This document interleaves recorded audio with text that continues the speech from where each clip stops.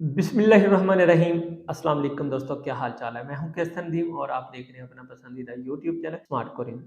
तो दोस्तों ये वीडियो बहुत ज़्यादा इंपॉर्टेंट है, खसूसी तौर पर उन दोस्तों के लिए जो अभी नए नए ईपीएस टॉपिक में हिस्सा ले रहे हैं या जिन्होंने आगे आने वाले सालों में ईपीएस टॉपिक टेस्ट में हिस्सा लेना है, या वो लोग जो टेस्ट पास कर चुके हैं, या फिर वो लोग जिनके जॉब रोस्टर कोरिया जा चुके हैं। उन सब के लिए मेरा एक स्पेशल पैगाम है। इस वीडियो को सदका जारिया की नीयत से जितने भी दोस्त वाच करें वो अपने दूसरे दोस्तों के साथ और सोशल मीडिया प्लेटफॉर्म पे लाजमी शेयर करें। ये आप लोगों पे फर्ज बनता है। अच्छा, हुआ क्या है, मेन मुद्दे की तरफ आ जाते हैं। जो इंपॉर्टेंट चीज है वो मैं आप लोगों को समझाना चाहूंगा। 2 से 3 दिन पहले मुझे एक बच्चे की कॉल आती है कि सर मेरा वीजा आ चुका है, सब कुछ क्लियर हो चुके हैं, मेरा कोरिया का अजरा हो चुका है। अब मैंने जब करेक्टर सर्टिफिकेट अप्लाई किया तो मेरे करेक्टर सर्टिफिकेट पे क्रिमिनल रिकॉर्ड लिखा आ गया है कि इस बंदे का ऑलरेडी कोई प्रीवियस क्रिमिनल रिकॉर्ड है। उस बच्चे ने मुझे बताया कि सर 8 साल पहले जब मैं एफएससी का पेपर दे रहा था, पेपर के दौरान मैं नकल लगाते हुए पकड़ा गया था, मेरे ऊपर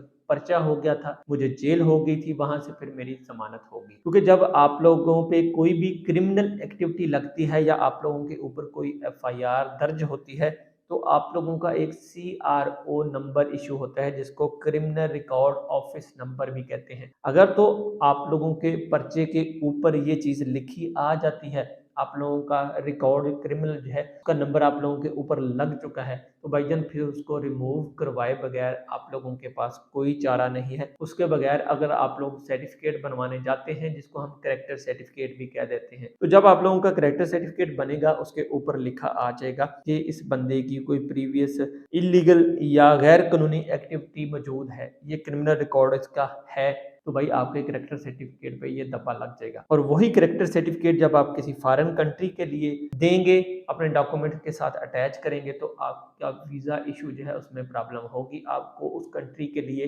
एंट्री के लिए भी प्रॉब्लम होगी। तो लिहाजा मेरी उन तमाम दोस्तों से गुजारिश है, जो जितने भी नए दोस्त हैं, अगर किसी के ऊपर इस तरह की एफआईआर दर्ज हो चुकी है या कोई भी क्रिमिनल एक्टिविटी में मुलव्वस पाया जा चुका है, जिसपे पर्चा हो चुका है, जिसपे सीआरओ नंबर इशू हो चुका है, तो भाईजान आप अपने मुतलका थाने से जाके उसको पहले रिमूव करवाएं, उस चीज को, उस केस को रफा दफा करें, फिर जाके अपना करेक्टर सर्टिफिकेट की तरफ जाएं। मतलब कि फिर आप अपना करेक्टर सर्टिफिकेट अप्लाई करें। अगर बगैर इन चीजों के आप अपना करेक्टर सर्टिफिकेट अप्लाई करते हैं तो फिर आप लोगों के लिए वीजा में प्रॉब्लम होगी। जाहिर बात है, आपके करेक्टर सर्टिफिकेट पे लिखा आ जाएगा कि इस बंदे की कोई प्रीवियस क्रिमिनल एक्टिविटी है।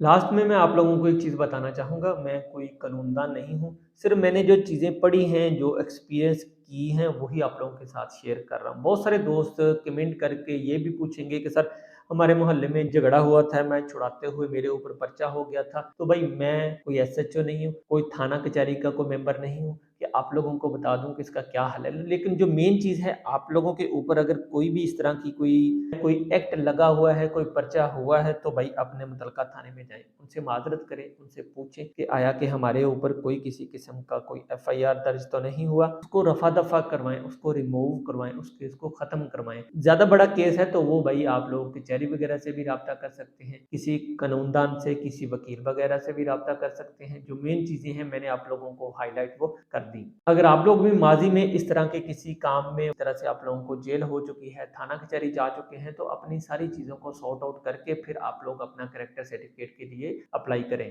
तो दोस्तों मुझे उम्मीद है आज की वीडियो से आप लोगों को बहुत कुछ सीखने को मिलेगा। अगर वीडियो अच्छी लगे लाइक जरूर करें, अपने दोस्त अहबाब के साथ लाजमी शेयर करें। इंशाल्लाह ताला नेक्स्ट किसी और वीडियो में मुलाकात होगी। मुझे इजाजत दें, लाने के बाद।